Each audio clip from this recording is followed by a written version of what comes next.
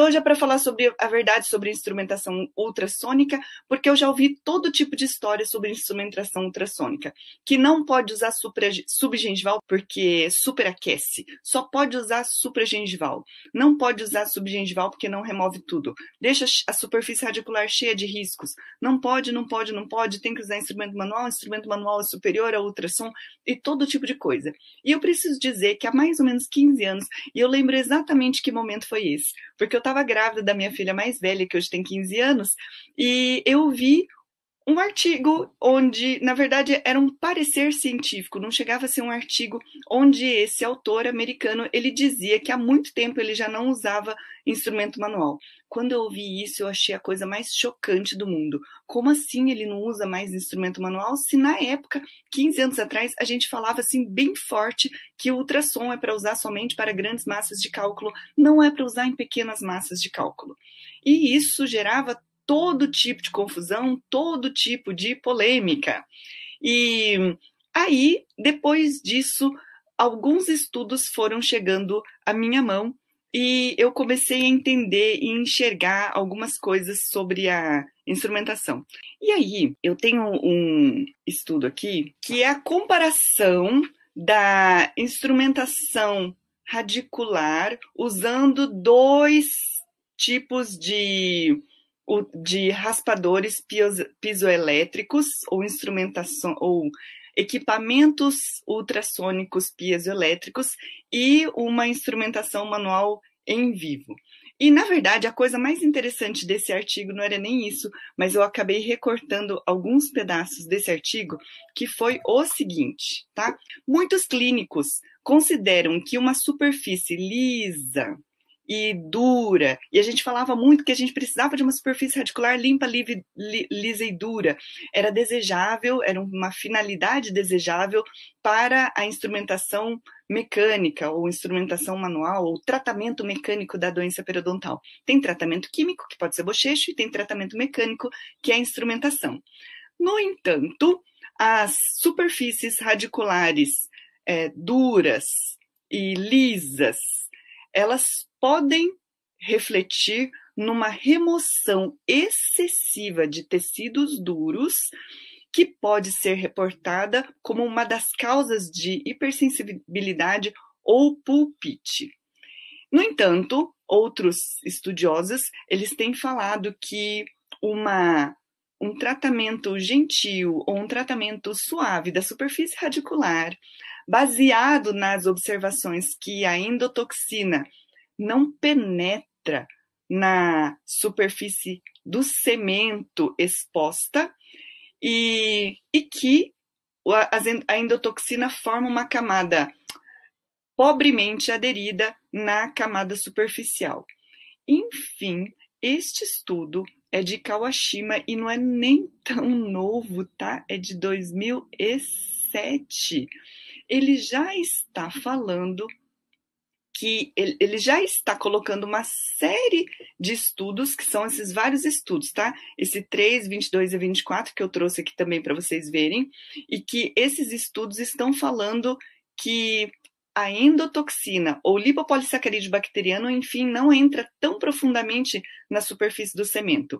Sempre acabam me perguntando, e o cemento radicular precisa ser removido? Não vai ser removido? Enfim, o cemento radicular não é o problema. E mais, não é o objetivo da live de hoje, mas o cálculo não é o problema.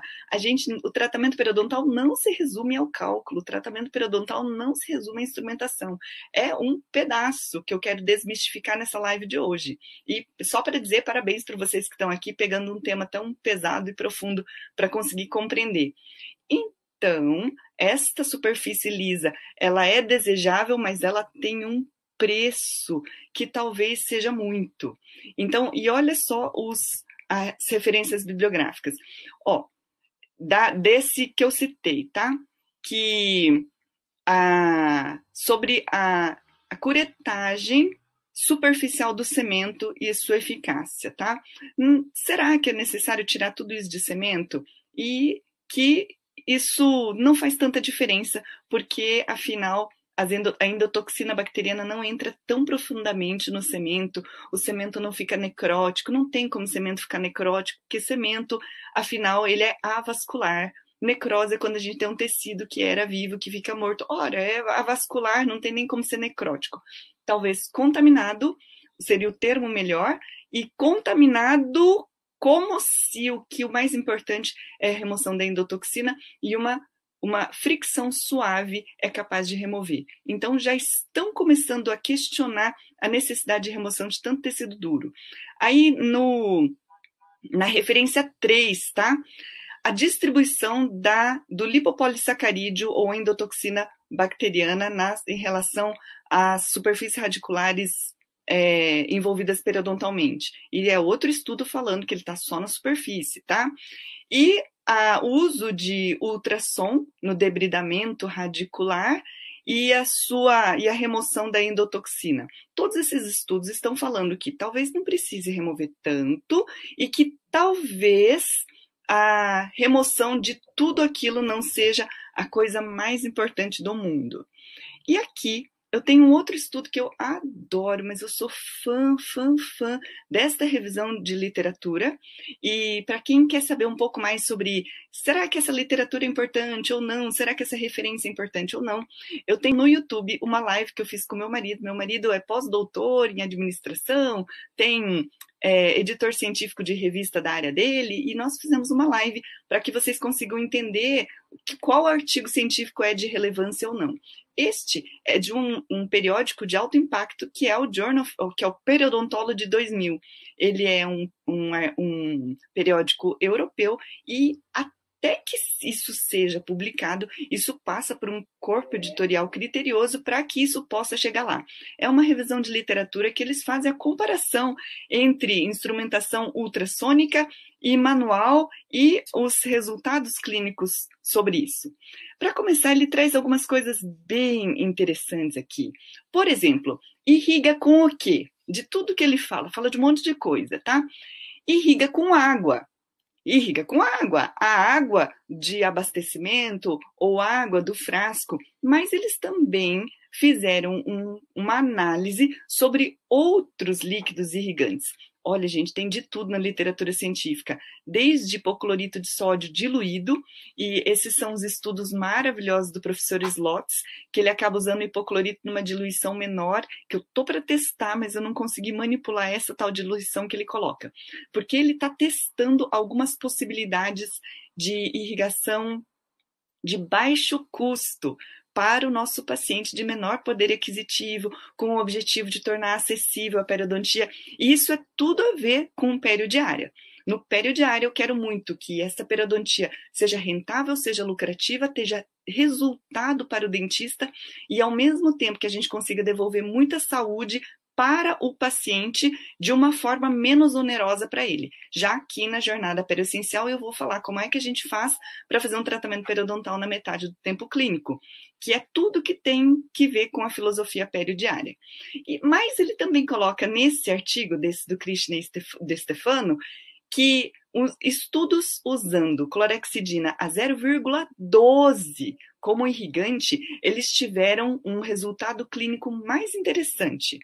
O que eu quero dizer da vida prática disso é o seguinte: eu uso bastante ultrassom e que embora a irrigação tenha um resultado melhor com clorexidina, então se for perguntar assim, é melhor com água ou é melhor com clorexidina? É melhor com clorexidina. No entanto, a clorexidina vai encarecer o tratamento. A periodontia tem uma coisa maravilhosa, que tem um custo baixo. E a gente só não tem resultado clínico se você é muito lerdo, se você não consegue convencer o paciente da importância da higiene bucal, sobre a importância das manutenções preventivas, se você faz o tratamento e o paciente não volta, ou se você não tem segurança para fechar o prognóstico e o tratamento não dá certo, perde a confiança, fica tudo essa confusão. Então a pergunta é, irrigar com o quê? Clorexidina é melhor? É, mas por muito tempo e muito frequentemente nós irrigamos com água, e com água dá certo igual. Porque se for manipular, isso acaba ficando oneroso e não é só isso que dá resultado, tá? E eu quero também colocar um outro parênteses, que às vezes o dentista ele quer colocar, ele agrega tudo de tudo de tudo. Ele quer usar antibiótico, quer usar irrigador, e aí compra pastilha, faz pastinha de doxiciclina para colocar na bolsa e coloca não sei o que lá, e coloca um monte de coisas para ser o tratamento melhor e deixa o essencial, que é a manutenção preventiva, que no fim das contas é o que vai dar resultado. Pronto, aí colocou o melhor material do mundo, colocou coisas super caras e depois não dá resultado. Então, tudo funciona, mas não é só isso que vai trazer o resultado final. E outra coisa que eu queria colocar é que no começo desse estudo do Krishna e de Stefano, é uma revisão de literatura, tá?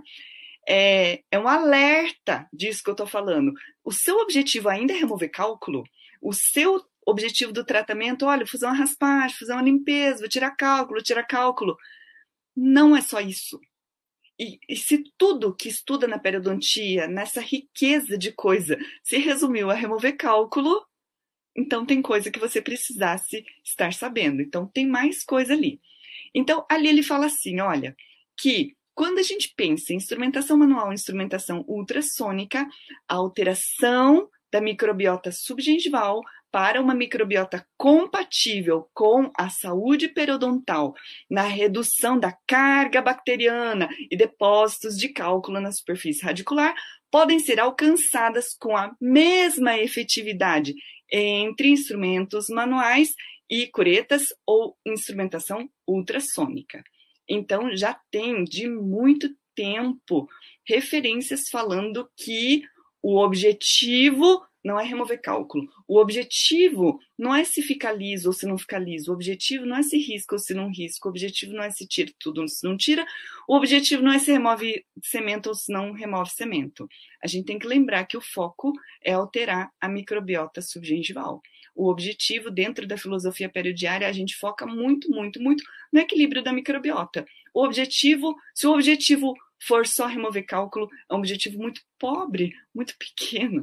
Não é isso. E outra pergunta aqui. E aí? Perdão, só porque ele sai da ordem aqui no Instagram.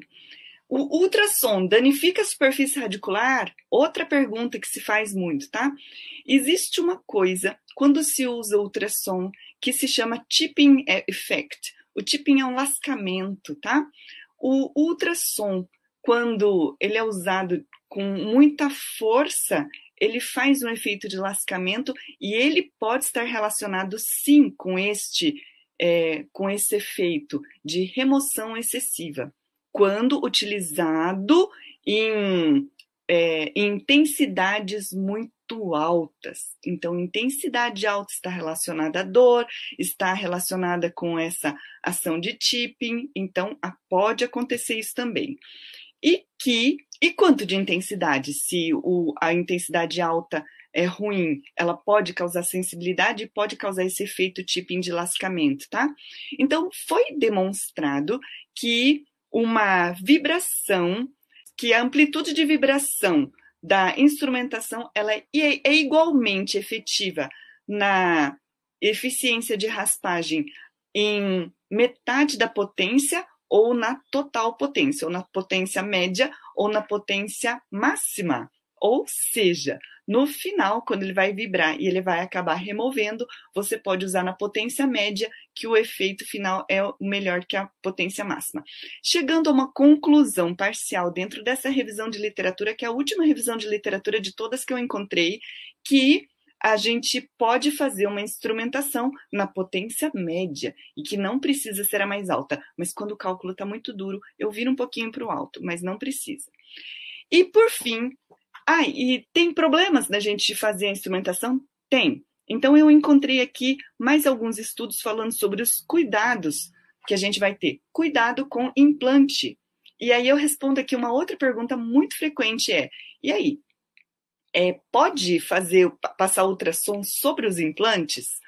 E aqui tem um estudo falando sobre as partículas de titânio geradas durante a instrumentação ultrassônica de implantes. Então, eles pegaram o ultrassom, passaram sobre o implante, coletaram a água e mediram o quanto de partículas de titânio acabaram saindo nessa água da remoção do titânio.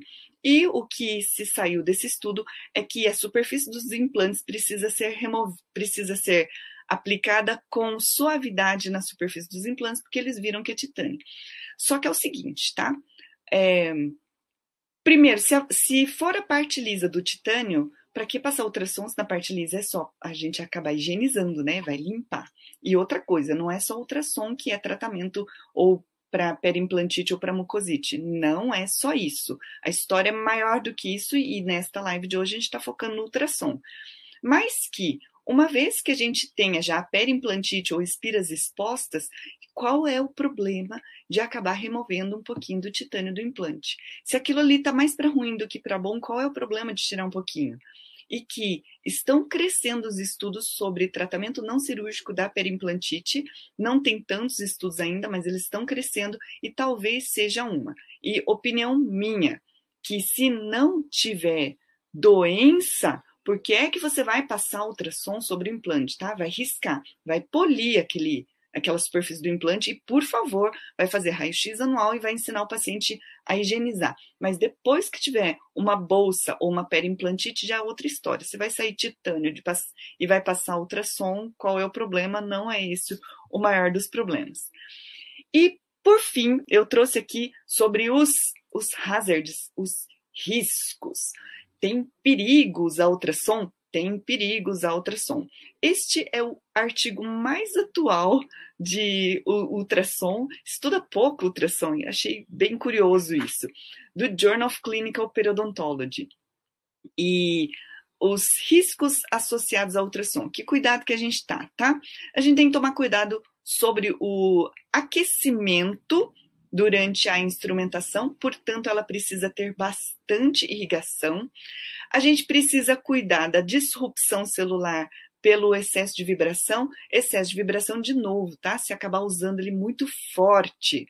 Sobre um possível dano plaquetário durante a cavitação, também associado a muito tempo num mesmo dente, ficar ali muito tempo, muito forte. E cuidados com os usuários de marca-passo, porque pode acabar alterando, então é contraindicação absoluta.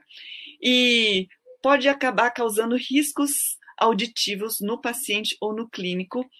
E o engraçado desse apontamento sobre os riscos auditivos é que ele cita o risco auditivo, mas de todos os equipamentos que eles testaram nesse estudo, somente um acabou ultrapassando em decibéis e não sei o que lá que vai fazer.